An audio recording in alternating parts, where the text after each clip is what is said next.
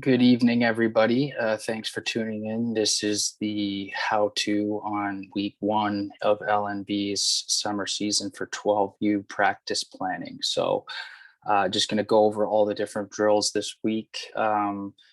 If anybody in the future is able to join us, happy to basically field any questions or anything like that. But just going to kind of give it a quick run through any of the plans that you have in the future. I'll start with these basic notes about the plan in the beginning. So generally starting with the equipment that may be needed. This practice in particular notes that goalies are not necessarily required. They could be involved as well, but it's not required. And I usually for this first practice at 12U don't have the goalie go through the fundamentals with everybody, including goalies. And then if they want to kind of start to pick up the goaltending position full time in practice after that, or rotating or whatever, take it from there. But a couple other optional suggestions is a pre-practice meeting, where good chance to meet everybody, get there well ahead of time. So yes, the meeting will take 20 minutes, but people still have to put the equipment on and everything else, so perhaps 45 minutes ahead of time. And the big thing here is taking a good look at the sticks of everybody that you're getting. Often the sticks are too long, or the pockets too tight. This is thrown into the ground, and you want the kids to have a great first experience. And if they have some of these really easy fixes, that goes a long way. And so yeah, have a hacksaw ready with you, and some strings and stuff too, potentially for these sticks if you're able to run this session before.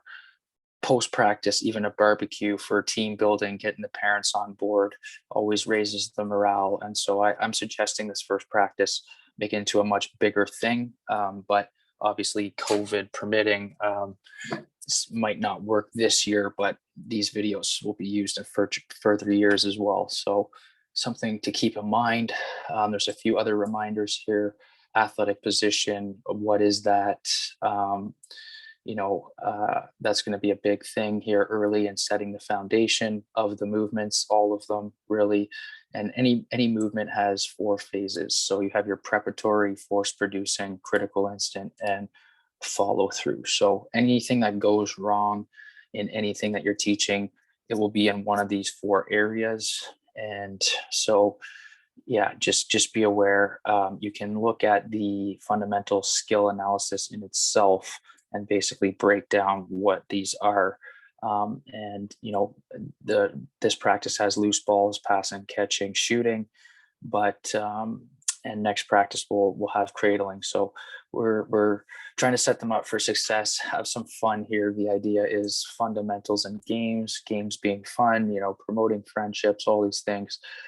Teaching the game the right way, teaching them stories, teaching them the history is a big part. So you can see for 4 minutes here at the beginning, we are basically doing a land acknowledgement, getting together at center floor, introducing the coaches, sure, but for certain, going over the history of the game, and where it came from, what it's all about, and why it's important to know the history. So that, and a land acknowledgement recognizing either Mi'kmaq or Maliseet territory. So I would look that up, depending on where you live. As we get going here, the first kind of lesson is just in keeping 2 hands on the stick. So that's the only instruction, asking everybody to give you a lap, and basically they do a circle, come back. You're keeping an eye on who's keeping 2 hands on the stick. And also when they get back, saying to any newcomers that how we want to be doing everything on whatever side of the body that they were holding their stick in this drill. So they might not have been thinking about it, but naturally they grabbed the stick on one side. And so, we're going to stick to the strong hand for now. So after learning that lesson, we go next to reinforcing how to hold the stick. And, obviously one hand on the bottom, other one halfway up, overhand, underhand, stick up, always on offense. Defense everywhere, especially defense. But So the drill becomes follow the stick, and I move my stick left and right, back and forth, and there are side shuffling or backpedaling, running forward while maintaining that athletic position, which is kind of the um, other lesson here, the other demo that you'll do in the beginning, and how to stand like an athlete. So you hold the stick one way and you kind of pair that with a strong base of support. And so you can read about the athletic position and the particulars up in the general notes, but about 30, 45 seconds with this drill. And what it's going to do is kind of mimic what a shift would be for these players. And so especially if they're new to the game, like that's how you're going to feel at the end of a lacrosse shift. If you're tired, it's a good indicator that, you're a little bit out of shape. Some people will be more tired than others. But that's fine. Everybody will be in shape by the end of this. And in fact, the next practice even emphasizes some of the running a little bit more, but trying to have as much fun as possible here the first time while also teaching the fundamentals. Next thing is we give them a ball, place the ball in front of them, teach them 4 different ways to pick up the ball, which is first scooping, then trap and scooping, then scooping, tucking it in, and then turning in any direction, and then scooping and bringing your stick up into the triple threat, which is kind of a unique skill. Takes a little bit of a wrist action, and people may lose the ball in that transition, but about 5 of each style, 20 total, and then backing them up 5 meters away from the ball down here, running onto the ball, and then doing these different movements that they just did in stationary form. We then kind of make the ball a little bit more dynamic next here, is just rolling the ball back and forth. And so what we really want to emphasize here is attacking the loose ball and keeping it in front of you, not reaching with your arms out to the side as you're trying to get the ball, really lining it up right in front of you as you go down to get that ball, and not wait for it where somebody may come in and intercept it because you weren't basically going after it. So that's the idea here. Just a few minutes of this. And next we get into then partner passing. So we're going to go over what soft hands are first. And we would essentially do the catch an egg example. I lob a ball at somebody. I asked the group, would the egg have splattered all over this person, depending on how they caught it, whether they use soft hands or not. And if they kind of stabbed at it, that's the egg breaking, and that's we need to absorb it and cushion it as it comes in. And so that's the example we go with. Further, if you want to read any more about it, the passing and catching kind of breakdown is in the notes at the beginning. But basically going over the technique of passing and catching, and then the players are about, let's call it 5 meters apart to start. And we start, especially with the beginners in the group, of their partner underhand tossing the ball to them.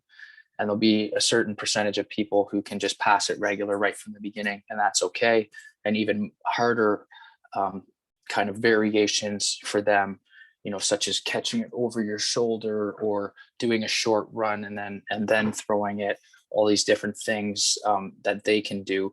But basically the evolution for the beginner is that they're underhanding it with their bare hand, then they're working to passing with their sticks. Coaches have to be ready with lots of balls here for anything kind of flying away. But you can slowly start to back it up here as you get further and further away, and ultimately getting 10 or more reps, and working towards essentially variations 3A to 3C, which is a dynamic pass. As you can see here, the player is taking a short run now and then passing it on the run with their feet moving. The next variation is the receiver of the pass is running towards the passer, which requires even softer hands, and then ultimately back them up even further, and they both run towards each other, which is more like a pass across the top on offense in a game, a nice, secure, safe pass that might even generate a shot if the timing is good. So whatever, good 15 minutes here, partner passing with these different variations. And then we get into teaching them how to shoot, which is very similar to passing, but the biggest difference being that you are taking this crow hop at the beginning, and you basically take a little side shuffle and then shoot the ball. So again, there's no goalie. That makes it high reps. Everybody gets to shoot at the same time, collect the balls, come back. And so that's that. And then we also talk about what is the prime scoring area. Why do we have these righties lined up here? Why are these lefties here? And we generally want to keep them inside of 45 degrees, which means these outside players, okay, maybe for the sake of the drill, they take their shot. But in a game, we would generally want this kind of like fan here as that area, 45 degrees off the post, and kind of like a semicircle arc across the top between. This is known as the shooter position on the floor, righty shooter position, lefty shooter position. So trying to take shots from areas of the floor where we would be doing that in games. And then we actually kind of line them up at these basic points here, the crease, shooter, point positions, and we have them shooting on the run. So here was just a crow hop and then a shot. We call it a set shot, where you have time and space to plant your feet and shoot. Whereas more shots in a game are actually shots on the run, where players, somebody's chasing you, whatever, and you can't just slow up and go into a crow hop or a side shuffle to get a hard, quality shot off. So basically here, you're keeping your feet moving, shot on the run. You just kind of go around the horn here. Every group gets a shot, come back, do it over and over and over. And the players, after they shoot, they switch lines, and they work through that way. So players may have to fill some kind of empty lines each time. Coaches can help reload balls, but getting into some shooting for a good 10 minutes and then kind of finishing up with a couple games. And here's a shooting game. So basically all the balls are at center. Again, I've given you the option of with or without goalies, because you never know, but probably without goalies here. And righties versus lefties, or equal numbers of players if you have to. You might have to have an extra player on one team or the other, but essentially taking the shot before the pylon, and in this case, what is it? Hitting the net counts as 1, hitting the post counts as 2, and the game is played up to 10, and the losing team does sprints. So yeah, and if you were to do it with a goalie, the idea is whoever gets to the pylon first has the first shot. The other person should slow up and wait, and then respectfully take the shot later. But that's this shooting on the run relay race up to 10. And lastly, we have this, what we call lax darts. We grab a garbage can and we you can put it in the middle of center, which I like if you have a lot of coaches, and you can kind of strategically dump the balls back to whoever, because it's basically a scramble back here. And it's kind of like a loose ball kind of frenzy, and whoever gets the ball is able to come up to your line of pylons and shoot to try to get it in. First person to get it in wins. And so yeah, you can actually also, if you really are on your own, you could put the garbage can kind of in the crease, move the net out of the way, and if they pass and miss the garbage can, it hits the glass and bounces right back to them. So you just kind of have to back it up and do less work that way. So kind of fun for the coaches this way. But if you don't have the manpower, woman power, you're going to have to probably orient it with the garbage can closer to the crease, somewhere in the crease even. But lastly, we get them to do this rabbit run, which is, maybe for some a deterrent, but it's also a realistic part of the game that it requires a lot of running. So, it's a light jog for about 5 minutes. Person at the back of the line sprints to the front of the line, teaching them about not cutting corners, going all the way around the outside here. And, talking about the importance of fitness and all these different things. You can teach some good lessons there with that. So Also, there's kind of a lot of standing out around for the most part here, not too much running other than kind of these first two drills. So it's a good, one for, the people who are there to get their fitness just as much as learn the game. So everybody has different reasons. We accommodate as many people as we can, and we basically, culminate at center floor, just like how we started, in a circle. And I suggest that you tell the Haudenosaunee story about the four-legged animals versus the winged birds to the best of your ability. Everybody tells it differently. You should have no problem looking it up online for the particular details, but essentially the mouse is refused by the animals team, tries to get on the birds team. They're humming and hawing, and they end up pulling the skin out of the 4 feet of the mouse, turn it into the flying squirrel who scores the winning goal of the game. And there's some great lessons there. Don't judge a book by its cover. Everybody has something to offer. And no two people play the game the same way. Some really good stuff there. This game's for everybody. And so that's a message in that story. And it's a great positive to finish off on.